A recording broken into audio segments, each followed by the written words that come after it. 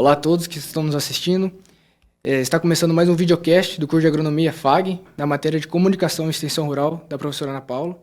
Nós somos alunos do 8º período de Agronomia e o nosso grupo, agora, composto por mim, Carlos. Por mim, Gabriele. Por mim, Alisson. Por mim, Laraine.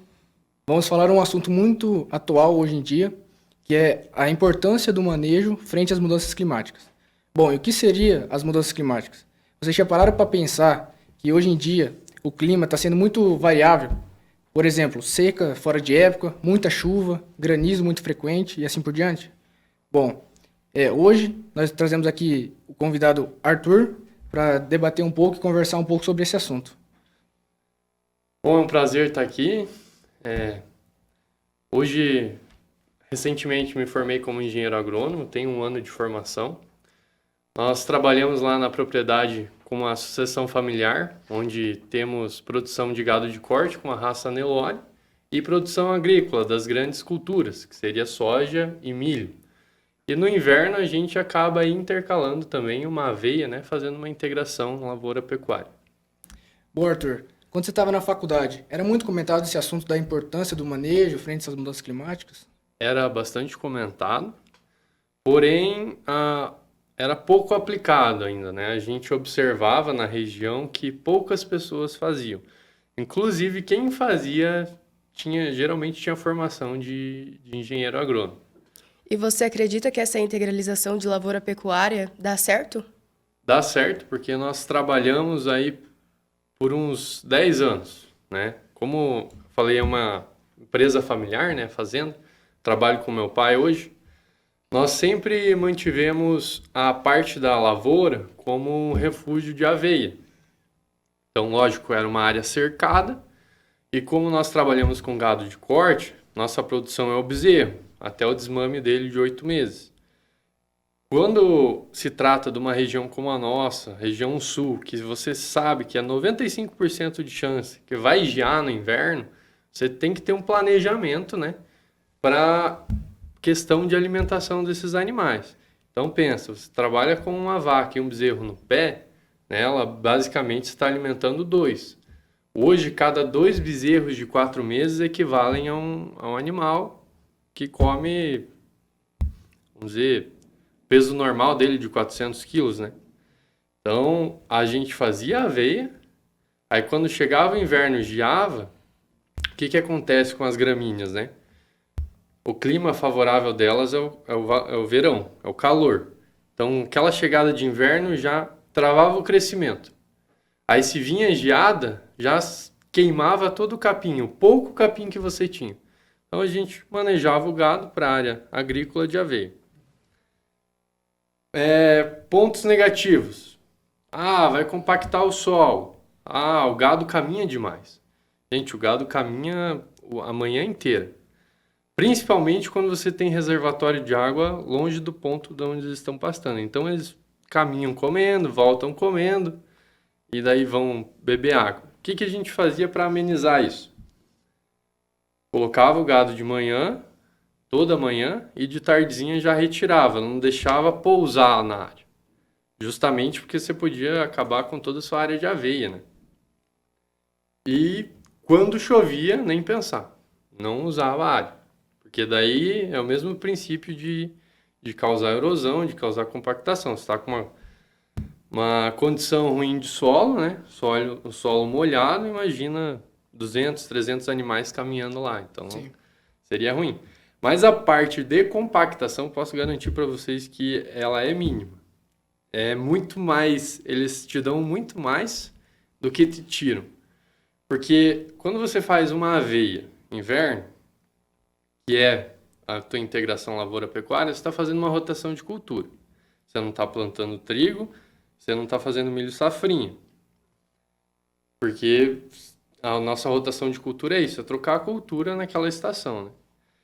E o que você ganha nisso? A urina dos animais, uma fonte rica em nutrientes e nitrogênio. As fezes, um adubo exemplar. Na pastagem, o que a gente observa? Nós que trabalhamos com isso, né, a nossa linguagem, a gente fala assim de o maiador do gado, onde eles dormem, onde eles defecam mais. é outra pastagem. É um capim mais verde, é um capim mais alto, então você vê que as fezes é muito importante. Inclusive, muitas pessoas optam, né, por cama de aviário hoje para estar adubando as áreas. Mas ainda existe muita dificuldade com isso. O que você acredita que... Por que os produtores não adotam essa... Mão de obra, né? Por exemplo, lá na nossa área, quem trabalha é só eu e meu pai. Hoje, para você achar um vaqueiro, para quem vai mexer com isso, é muito difícil. E ter esse cuidado com o solo e o cuidado com os animais, são poucas pessoas que vão conseguir fazer. Então, mão de obra, ponto 1. Ponto 2, estrutura. Para você fazer um lance de cerca e cercar toda a área para poder soltar esses animais, falando em madeira, é um custo muito elevado. Só de mão de obra de cerqueiro hoje vai estar de 15 a 20 reais o metro. Fora os palanques, balancinhos, arames. Qual que é a outra saída? Choque. Choque dá certo também. Mas já é um pouquinho mais arriscado. Nossa área beira PR, então tem rodovia ali. Seria muito arriscado. Então, se o produtor não tiver proposto a investir um pouco, não vai dar certo, né? Não dá certo. Como todos os outros manejos, né? Sim, como todos os outros manejos. E você acha que esse valor inicial, assim, esse investimento inicial, ele se paga ao longo dos anos? Se paga porque atualmente nós desmanchamos a cerca e hoje não trabalhamos com essa integração.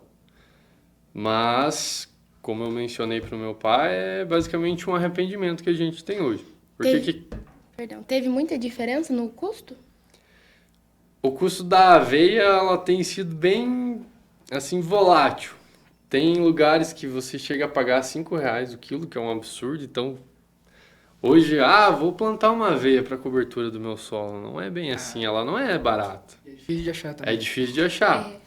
A gente semeou uma aveia que o produtor salvou ela. Então, ele colheu e fez. Mas estava suja, muito suja, não foi limpa. Aí o que acontece? Você vai semear, começa a entupir os caninhos da semeadeira, aí aquilo vira uma dor de cabeça. Aí você vai comprar uma semente de aveia legalizada, que a cooperativa fez, você vai lá pagar o olho da cara. Então o teu custo já sobe. Aí o produtor já fica assim. Vamos falar num perfil de produtor mais sistemático. Os nossos pais, por exemplo, na época deles. Eu não vou investir nisso aí, eu só estou colocando dinheiro e não estou recebendo nada. Lógico, eles não têm essa visão que nós, futuros engenheiros agrônomos, querem o lucro na hora, né? Isso. Eles não querem pensar daqui anos, talvez. Eles não têm a paciência de esperar ver o resultado. Não tem uma projeção de 10 anos. O professor Marreiros, acho que vocês tiveram aula com ele? Sim. Ele sempre falava que a gente tem que imaginar 30 anos aquele solo para frente. Então ele sempre incentivava. Como a primeira pergunta que vocês me fizeram, né? Se isso era comentado na graduação. Foi muito batido em cima por vários professores. E ele, inclusive, era uma dessas pessoas. Então, hoje o produtor está mudando o pensamento dele. Mas essa projeção de daqui 10, 15, 20 anos, eles não têm. Eles têm o hoje. Por que eles querem o hoje? Porque o custo de lavoura está caro. Então, o teu investimento inicial em maquinário, vamos dizer assim, mínimo aí de R$500 mil a 1 milhão ou mais. Eu tenho que pagar a conta. Eu fiz financiamento. Eu preciso dessa rentabilidade agora. Sim. E quem que paga o pato é o solo, é onde você só começa a extrair, né? Sim, é nisso que a planta de cobertura favorece o produtor, né? Fazendo ali uma cobertura de solo, trazendo uma matéria orgânica e também ali reciclando nutrientes, né? E nós trouxemos um vídeo de um agrônomo da unidade de Palmitolândia, da Copacol, Rodrigo. Ele comentou um pouco sobre planta de cobertura e plantio direto. Olá a todos, me chamo Rodrigo da Silva, sou engenheiro agrônomo da Copacol, em Tupanci, Paraná. Hoje, dia 26 de setembro, a gente tem em torno de 95% da nossa área já semeada de soja e as condições estão muito favoráveis para o desenvolvimento da cultura. Hoje eu queria trazer um tema bastante interessante para a gente estar conversando, que é sobre a questão do aporte de palhada no sistema. Aqui na nossa região a gente tem visto aumentar esse sistema de plantio de plantas de cobertura, né, no inverno. Após o milho safrinha, a gente teve muitas áreas que foi feito aveia, nabo, até mesmo a utilização do consórcio dessas duas plantas, dos mix de cobertura, a utilização também de consórcio de milho com braquiária, e isso tem aumentado muito o aporte de palhada no sistema produtivo nosso. A gente sabe hoje dos benefícios da palhada, né? Tem a questão de manutenção de água no sistema produtivo, né? Estruturação física do solo, melhorias na parte física, biológica do solo, a redução de compactação. A gente teve algumas semeaduras esse ano realizadas em áreas de pousio, que teve um pouco de selamento superficial por conta de chuvas pesadas em cima após a semeadura, e áreas que tinha esse aporte de palha maior no sistema, a gente vê que tem uma redução significativa nesse selamento superficial. Então, se a gente for olhar hoje os benefícios, são inúmeros benefícios, questão de planta daninha, né? A gente tem um controle muito bom também em muitas plantas daninhas hoje, principalmente plantas daninhas que dependem de luz para poder estar iniciando o processo germinativo, né? Então, além de tudo isso, a gente tem também a questão da rotação de culturas. Então, hoje a gente com a rotação de culturas consegue diminuir inóculo de doenças, pragas, né? Então, eu vejo que hoje a rotação de culturas no sistema é um tripé. A gente tem hoje a rotação de culturas, né? O aporte de palhado no sistema e o plantio direto trabalhando junto, né? É um tripé que sustenta a produtividade hoje nossa e garante a longevidade do nosso sistema produtivo. Como ele comentou ali, a cobertura do solo é muito importante, né? Porque, por exemplo, está numa época de seca ali, ela consegue reter bastante água. Então, eu acredito que é uma coisa muito importante, né, para o produtor rural estar manejando frente a essas mudanças climáticas, né? Porque cada vez é mais frequente secas. Sim, inclusive, como você falou ali, ela é uma proteção. É como se ela fosse a nossa pele, mas a pele do solo, né? Como havia comentado da aveia, você semeando a aveia, por mais seja para pastagem dos animais, ela combate as plantas daninhas muito com a sua alelopatia. Então, ela tem exudatos que as raízes soltam, é incrível. Há um ano eu fiz o nosso primeiro... a gente semeou cobertura de aveia só para cobertura. Foi a nossa primeira vez. Eu insisti com o meu pai, né? Vai daqui, vai dali. A gente conseguiu fazer o investimento que não dá retorno, né? Cara, foi incrível. Porque nós tiramos milho safrinha, eu já entrei semeando aveia branca.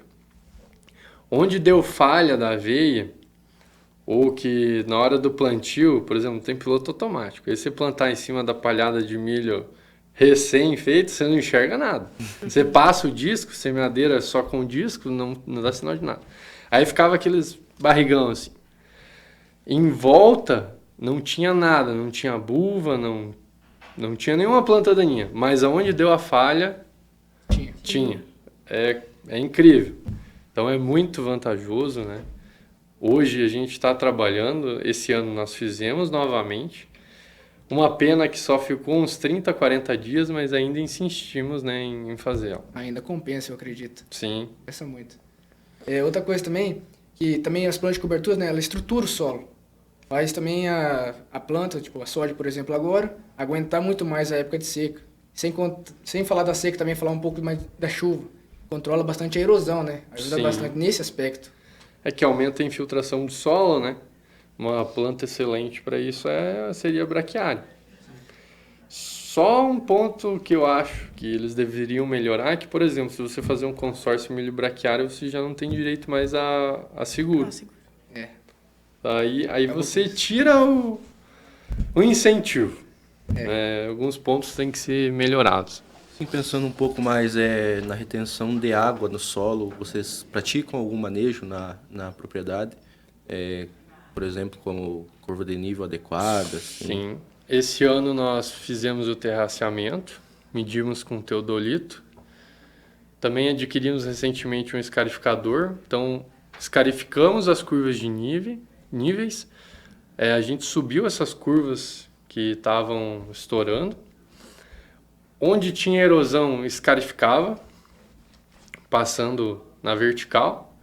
E depois de tudo pronto, teve essa chuva aí na região de 83 milímetros. A gente falou, agora a gente na vai minha região ver. chegou a 100 milímetros. A 100 milímetros. Então, imagina uma chuva dessa, num lugar que as curvas estão erradas, inclusive lá estavam erradas. Porque o que que acontece? Há muito tempo atrás, vamos dizer que essas áreas eram ramificadas em diversos donos. Você vai ter curva de um jeito, curva de outro jeito e vai estar geralmente tudo errado. E lá era um caso. Então foi feito terraceamento, foi feito plantio de aveia para cobertura e foi passado escarificador. Resultado, não teve água nas curvas. Infiltrou tudo. Onde você passou escarificador, a capacidade do solo de reter a água e infiltrar muda totalmente. Bom, assim, pensando na questão ambiental, vocês têm uma RPPN na área de vocês? Temos, e inclusive temos mais de 20% em uma das áreas. Pensando assim na questão da chuva, como a nossa região ela tem bastante mata, você acha que ter essa reserva a mais beneficia vocês até nessa retenção de água? Beneficia porque é o princípio básico, né, da biologia, né? Onde há mata ciliar, você tem uma evaporação maior, né, de água, consequentemente, maiores volumes de chuvas. Mas a nossa região tem passado por momentos difíceis. Vem aí seguido um veranico que antes não tinha, na safra de verão. Tem pegado soja no estágio da florescência, e daí vocês sabem que quando a planta atinge esse estágio, ela está direcionando todas as energias para produzir o grão, e se vem um veranico, Quebra a produção. quebra a produção. Então, uma estimativa de 200 sacos por alqueire que você teria de soja cai para 120, 130. Mas é um fator que está e não está nas nossas mãos, porque tem, atrás da nossa propriedade, tem uma reserva indígena, tem RPPN. O que tem acontecido nos últimos anos? Eles têm queimado, eu digo eles porque é confirmado, né? Não estou falando da boca para fora, para arrendar para outros produtores, né? Pessoas que querem arriscar, que querem dar uma de sabidão lá e querer produzir soja lá. E agora a Itaipu está monitorando eles com as câmeras de monitoramento dos animais para eles não fazerem mais isso. Então, nos últimos 3 anos aí tem sido difíceis. Aumentou muito a parte de queimada, sabe? E para comprovar que faz diferença, chegando na região do Céu Azul, a gente é Diamante do Oeste. Região do Céu Azul tem uma área de reserva muito grande. Aquele microclima ali, Céu Azul, Veracruz, tem chuvas abundantes durante toda a safra. Então faz diferença. Já puxando agora para as considerações finais, você teria mais algum ponto importante que não foi citado no videocast que você queria comentar? Acho que no mais a gente comentou sobre tudo, né? Mas incentivar realmente. Acredito que as nossas futuras safras, os nossos futuros agrônomos, né, vão incentivar mais essa questão. E tem aumentado, né? A gente tem visto que os produtores têm mudado o jeito de pensar, porque o clima está mudando, né? Já não é mais a mesma coisa e isso provoca a mudança. Então, a gente está se adequando, está pensando mais no futuro, né? E com o tempo vai corrigindo e melhorando o manejo. Bom, já chegando ao final do nosso videocast, eu queria agradecer a presença por vídeo do engenheiro agrônomo Rodrigo e aqui pessoalmente o engenheiro agrônomo Arthur, que topou participar dessa conversa aqui com a gente. Muito obrigado pela sua como é que fala? Pela sua Atenção. colaboração. E até mais, nos vemos em breve.